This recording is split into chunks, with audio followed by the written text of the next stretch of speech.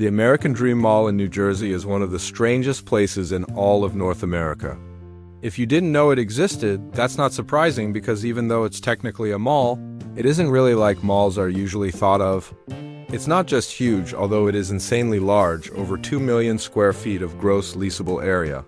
But it's also a complete mix of everything from high-end luxury department stores to an actual indoor ski slope, a massive water park, an amusement park, movie theaters, bowling alleys, arcades, bars, restaurants, nightclubs, and even ice rinks. There's also a hotel and thousands of apartments above the retail space. And it's all inside one building, a single structure which is almost as big as 60 American football fields.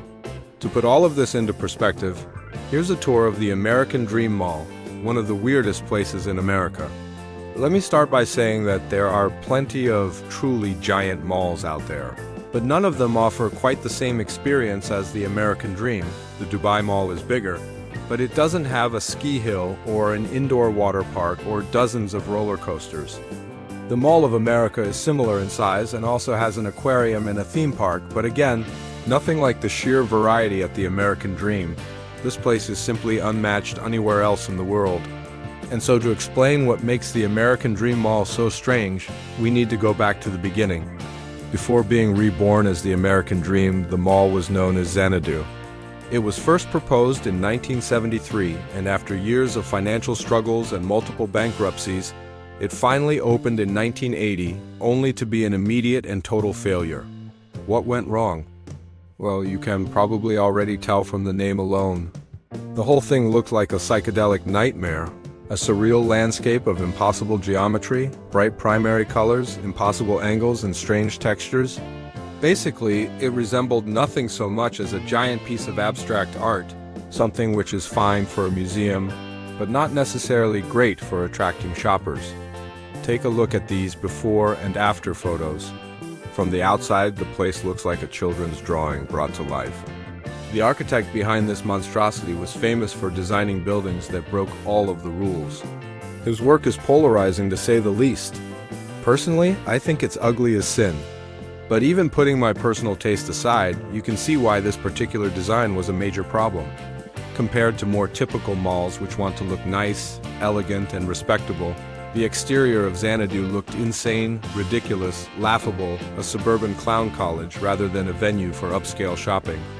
Needless to say, customers did not exactly flock to this particular mall in droves. Within just a few years, Xanadu would file for bankruptcy. Its solution was to undertake a massive renovation, tearing down the old facade and replacing it with a much more muted color scheme and an unremarkable modern appearance. However, by the time the renovations were completed in 1999, the damage was already done. Xanadu was a laughing stock. The media had dubbed it the eighth wonder of the world, and nothing good ever comes from comparisons to the pyramids or the Great Wall of China. So despite the new facade, Xanadu never really recovered. In 2002, ownership transferred hands once again, and this time the new owner decided to try and turn the mall into a different kind of tourist attraction. Less shopping mall and more theme park, complete with an ice skating rink, an arcade, a movie theater, an indoor black diamond ski slope, an ice bumper car ride, an indoor go-kart track, a water park with a wave pool and several roller coasters including a 14-story drop tower, a log flume, a Ferris wheel, a carousel, and a small monorail that goes around the entire mall. To say that this place is strange is really an understatement. If you told me that the American Dream Mall was designed by some sort of insane billionaire genius who just wanted to build his very own private city, I'd probably believe you, but the truth is actually even stranger. The American Dream wasn't built by a billionaire madman, it was built by taxpayers. Yes, this insane theme park hybrid mall was subsidized by the government with hundreds of millions of dollars of public funds. It was made by the people, for the people, and yet somehow it still feels like a prison. So how did this happen? How does one of the most bizarre places in America exist? And who visits this place anyway?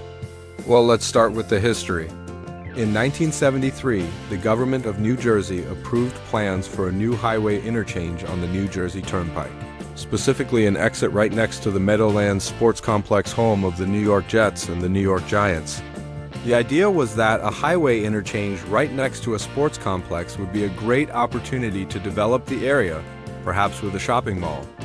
Developers jumped at the chance, and by 1980 they had built Xanadu, which, as we discussed, was an immediate failure. For the next 2 decades, the government kept pumping money into the site, hoping that it would become profitable, but it never did. It took in a lot of revenue, but it also had extremely high operating costs.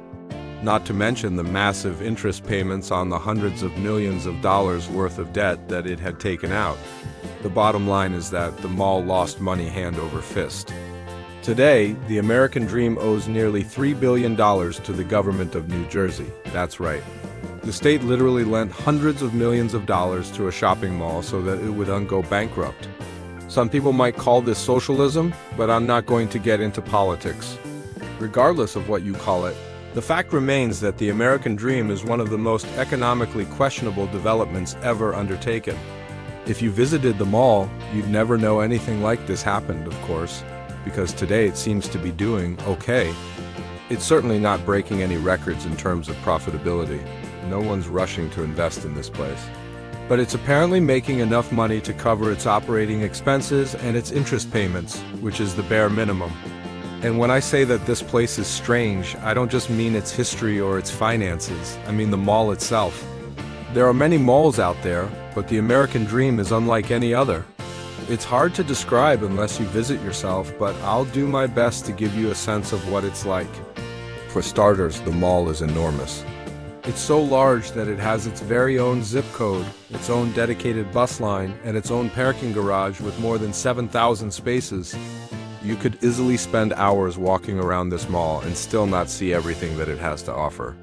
It offers luxury brands like Gucci, Prada, and Louis Vuitton alongside more affordable options like Forever 21 and H&M. There's a food court, but also high-end restaurants like Carmen's and even a Hard Rock Cafe. You can go ice skating or skiing or take your kids to the Nickelodeon Universe theme park. All of this is within one building, a single climate-controlled bubble where you can eat, shop, sleep, ski, ice skate, bowl, play laser tag, ride roller coasters, and watch movies. Basically everything that you would need to do for fun and leisure can be done at the American dream. It really is a microcosm of American culture.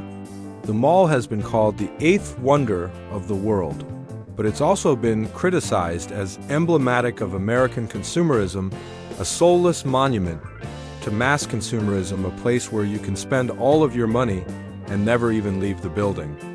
Think of it as a modern-day escape, a place where you can hide from the real world while spending tons of money and eating junk food. Kind of sounds like a sick joke. The American dream is a place where the government is willing to lose hundreds of millions of dollars, just so that people can spend money that they do and have on things that they do and need. I guess that raises the question, why would anyone ever want to go there? Well, it turns out that lots of people do. Over 20 million people visit the American dream every single year. That's more than the population of Australia. I guess that in the end, you can't really argue with success. Even if you hate the American dream, even if you think it represents everything that's wrong with American society, it's still immensely popular. As for me, well, I like going to malls. I think they're great places for people watching. They're always full of interesting characters. I've even done several videos about malls and other shopping centers. But I've never been to anything like the American dream, and I doubt I ever will be. The mall is located in East Rutherford, New Jersey, not too far from New York City. But despite living just 20 minutes away for many years, I never once visited. And I think that says a lot. Even people who live nearby seem to avoid the place. From the outside, it's uninspiring. From the inside, it's too strange. But maybe that's exactly the point. Maybe the American dream is supposed to be strange. After all, it is supposed to represent the American dream, which is by definition strange. The idea that anyone, no matter how poor or uneducated, can rise to unimaginable heights of wealth and success. Few places capture this spirit better than the American Dream Mall, where people can ski indoors, bowl, play laser tag, ride roller coasters, and even go to a theme park without ever stepping outside. Thanks for watching. Do you know the American Dream Mall? Have you ever visited? What did you think? Let me know in the comments below. and don't forget to subscribe.